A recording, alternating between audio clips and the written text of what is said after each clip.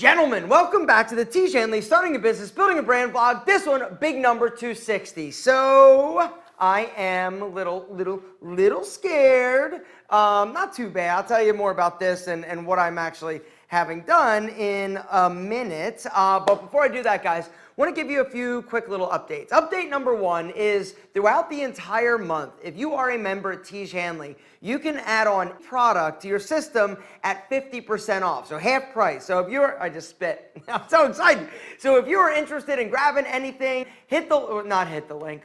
I'm so used to saying that. Go to your dashboard, log in, and like I said, for this whole month, 50% off, which is an incredible deal. So that is for you, and that is something that we decided to do, and the reason we decided to do that is because with all of the stuff like, you know, with sales this month and Black Friday this and Cyber Monday that, we wanted to make sure that we were taking care of you. And so that is one of the areas that we decided to spend money. And whenever you do some type of discount like we are doing, it is coming off of the bottom line, right? And so it is, you know, spending money. And so one of the things that Tiege Hanley has been working so diligently on is making sure that our members feel appreciated. And so this we're calling like member month. So if you are a member and you have a system and you want to add, now is the time because it's 50% off and it'll get sent to you in your next box. Something else that's kind of exciting is something that I filmed on Monday. I filmed a 45-minute interview with Kevin O'Leary from Shark Tank. For those of you who don't know, I have a podcast, the Alpha M Podcast. Been doing it now for a few months, and more than a few months actually. And I've repurposed a lot of like this content, right? I've got a guy, Paul, who helps me with the logistical and the technical side of my podcast. But he was like, hey, you've got all this incredible business advice and stuff like that. Why don't we repurpose it and actually use it as a podcast? And so I was like, okay, fine. And the magic words that he said were, it's no extra work for you. Whenever anybody says to me, no extra work, it won't be any work, I need to run, because that is never the case, right? What happened was we started posting these, you know, these videos or these podcasts, and it was good. And then somehow he's like, hey, would you be interested in doing an interview? Just one. I'm like, fine. And so I interviewed Antonio Centeno. And then it went well. And so he's like, hey, this was kind of fun. And to be completely honest, I very much enjoy just having like a conversation and a chat with somebody and interviewing them. And it was nice because that is like one of the first times I've been on like this side of the conversation. A lot of times I've been fortunate to be on other people's podcasts or guests on their shows, and it's always about me, right? Well, this was my opportunity to really sort of redirect it and ask these entrepreneurs, because the truth is all of the people that I've had on my podcast are entrepreneurs. Now, the way that it started, it was all just like my friends, right? Antonio, How to Beast, David at How to Beast, Eric Banholtz, Raphael Schneider, Ryan Mickler from The Order of Man, and then I interviewed Noah Kagan. Noah, I was on his podcast. He's an incredible entrepreneur, just amazing stuff. And so then I was like, hey, will you be on my podcast? And so anyway, now I've kind of stepped it up. I've leveled it up a little bit. Because I had a connection with Kevin O'Leary, I was like, all right, let me send this to Paul and see if Paul can connect Kevin and I. And he did, and he said yes. And so it was really cool. We sat down and we talked. I had a lot of questions for him. Primarily, they're all about finance and business. And so next week, we're going to do a special 261 vlog. I'm going to upload that podcast here as next week's vlog. A, it takes a little work off my plate, right? And B, it's a lot of incredible value. We talk about investing. We talk about Kevin. We talk about business. We talk about entrepreneurs. We talk about failure. We talk about everything. 45 minutes. And I really feel like it was a good conversation. I haven't listened back to it yet, but it was a lot of fun, and he's definitely a character, but he is a smart guy and definitely good with money. And so if you're an entrepreneur, you definitely don't want to miss next week. But if you are like thinking, yo, I didn't realize you were doing this, Alpha, you've got interviews with other entrepreneurs, guys, hit the link down below and go sign, or I don't know how podcasts work. I'm going to link down below to my podcast. If you want to go and download, make sure to drop one of these. I am proud to say that I, a few weeks ago, hit 100,000 downloads. And each episode's getting like 3,000 or 4,000 downloads. So it's starting to slowly grow, but it's fun. And it's literally like zero pressure. And it's nice to not have pressure and just do something and have a conversation with smart people about something I love, which is business. Something I don't love is the doctor. And it's something that I wanted to talk a little bit about because I'm having a procedure. I guess it's not really like technically like a big surgery. Like I'm not having like anything technically removed. I'm having something inserted. And I'm going to tell you a little bit about that because even though it's not a big deal, I have like a tremendous amount of anxiety about doing it. But the reason I'm doing it is because I want to prevent myself from getting sick and just seeing if it's an option. Let me explain. So I became a bit of a hypochondriac years ago. It was probably about, I don't know, close to like probably 16 years ago. And the reason I became a hypochondriac is because A, I was doing something I knew I shouldn't be doing, which was chewing tobacco. And I was paranoid about getting cancer, but this didn't stop me. I'm like, I'm still gonna chew tobacco. And so I had a really bad addiction to tobacco. And so we won't talk about that here, but one day during this time when I was kind of like, worried about getting cancer, I left for Starbucks, right? It was early in the morning, and I remember it was like I think it was like 5:59. It was just like, or maybe 6 o'clock. It was just starting to get light out, and I was at the stoplight, and all of a sudden I hear something, and I look up, and there's a body flipping through the air. And what happened was a motorcycle was coming through an intersection and got T-boned, or I should say the motorcycle was coming, somebody turned, and the motorcycle T-boned the SUV and sent this guy flying. I slammed my car into park. I run over to the guy.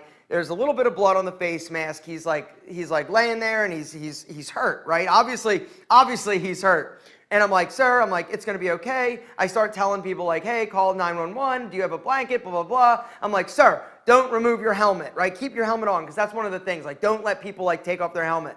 And so I was standing there, and what's he do? He takes off his helmet. I'm like, sir, okay, where's it hurt? Are you okay? What's your name? I was talking to him. He's like, I'm on my way. I'm like, where are you going? I'm like, and he's like, I'm on my way to work. Easy for me to say. And so I stayed with them until the paramedics got there, and they asked me if I saw it. I said, not really. And I ended up getting in my car after they were done with me and leaving. And the whole thing took literally 6 minutes. From the time I got out of my car to the time I got to this dude, it was 6 minutes. It happened all super crazy fast. And I came to find out that the guy died that day. He basically had internal injuries, and he ended up dying. And this really screwed me up in the head for a long time. And I started really getting paranoid about my health and about dying and cancer and all that, and I became a bit of a hypochondriac. And I think one of the reasons why I became that way is because I knew that I was doing something I shouldn't be doing that was bad for me. The dude dies, and I start going down this really dark place in terms of my paranoia about getting cancer, about dying, about all sorts of things, right?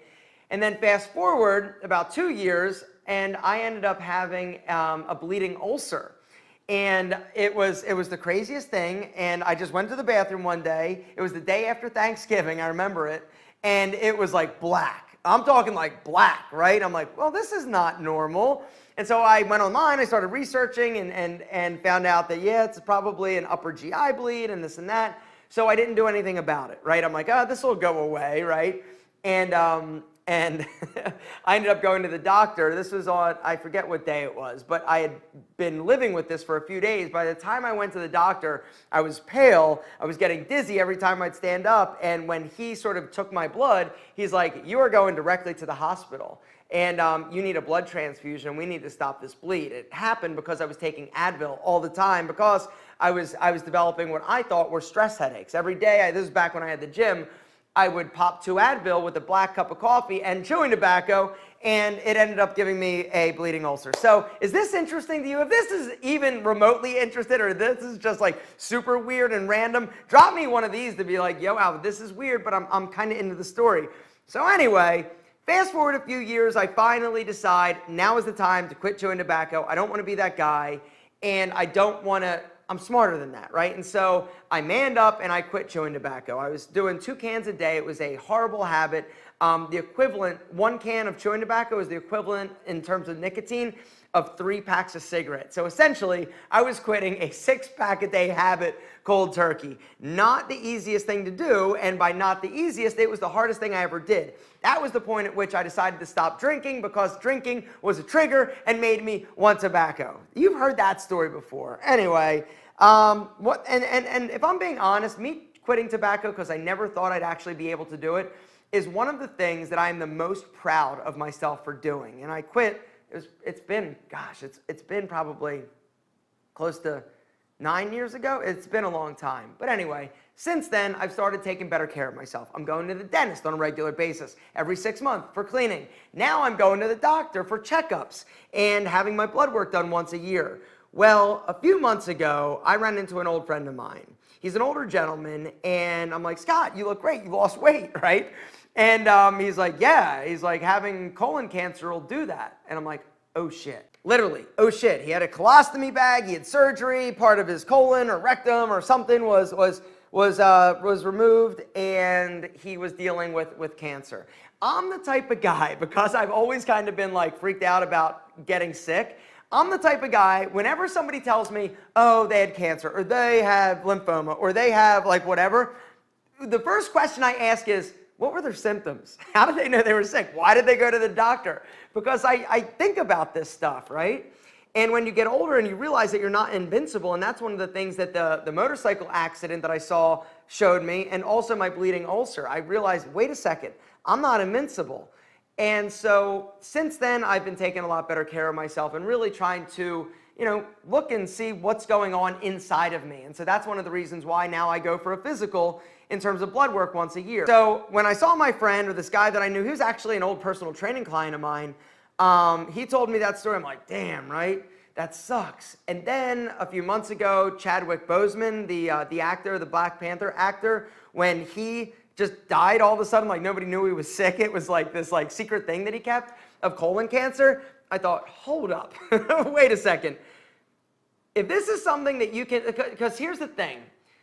Cancer is one of those things. If you catch it early, you can handle and you can deal with it. If there's an issue, a lot of times, if you catch it early, you can deal with it.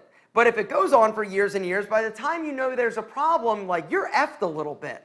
And so colon cancer is one of the things that for whatever reason really scares me, because I'm like, I don't know. You read all the information. It's like, do you have irregular crap, poops? I think I'm regular. I think it's normal. I think I know when it's not normal. I saw when it was black. That was really bad. And I'm sorry this is going really weird. I know. But so the last time I went to get my blood work done, this was like 2 months ago. Some other things I had done, I had checked my testosterone level, because I never knew what my testosterone level was. And it's something that I'm actually going to address in a video here coming up in the next few days, that I'm gonna save you the suspense, let you know what it is, what my levels were, and what I decided to do about it.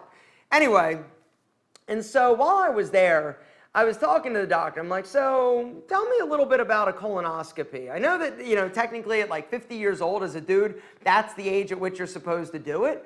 But yeah, you hear about these dudes getting it, and a lot of people, and there's actually an increased number of people getting it at a younger age. I was like, so I'm assuming that if you go up there, you look around, if there's a problem, you can address it and deal with it. He's like, yeah. And I said, is there any reason why I wouldn't want to get it at 44 years old? He's like, not really. So I was like, all right, let me think about it, right? And so he ended up connecting with a GI doctor that started getting in touch with me. I'm like, okay. So they were sending me text messages. Hey, do you want to set up an appointment? Set up an appointment. I'm like, I haven't committed to this, because everything I've heard about a colonoscopy is the prep sucks, right? You got to drink this stuff, you poop your brains out, and then you go in, they put you to sleep. And even though it's like not like a real big procedure, it's still, getting put to sleep freaks me out a little bit. Having, somebody stick something up my butt, it doesn't make me super excited or anything like that.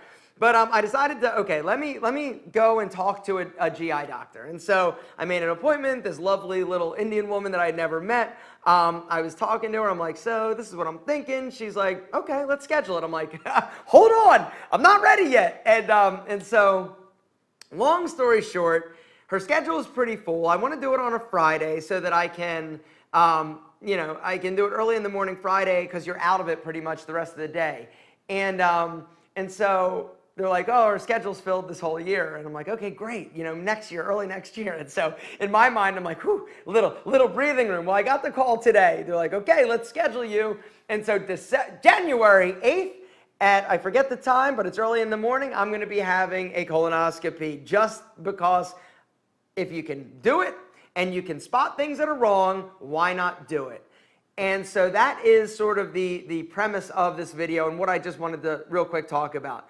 Am I being abundantly cautious? The answer is yes. But the way I look at things is that if you can catch something early, if you can sort of identify that something's wrong, which is why you need to go to the doctor, because I know that a lot of dudes are like, no, I'm good. And then you go and you're like, oh crap, I got high cholesterol, I got high blood pressure, I got this, I got that, I got hemorrhoids, like whatever it is. Like, that's not good. If you can go and have a routine checkup once a year so that you have like a baseline, because that's the thing. I've never had like my blood work done up until like 2 years ago. First time I ever had like a real like full like workup on my blood and what's going on in terms of cholesterol and my hemoglobin. 2 years ago was the first time I did it. And so I was like, all right, let me do this on a yearly basis, right? Just so that I can see changes so that I can live as long and happy and healthy as possible. And that's really what it's about. And this last time I started really thinking with all this colon cancer on the brain, I'm like, let's just do it now. And the doctor actually said that if I do it now at 44, then I won't have to do it for another 10 years, which I'll probably do it in 7 because that's how I roll. I'm a little overly cautious and abundantly apparently stressed out about being sick. But anyway, I just wanted to tell you about it because even though it's not supposed to be like this big deal, which I'm sure it's not, it still has me freaked out a little bit. It's something that I've never experienced. It's something that I have to, go to the hospital and be put to sleep in order to do and have some little lovely Indian woman stick something up my butt and look around, right?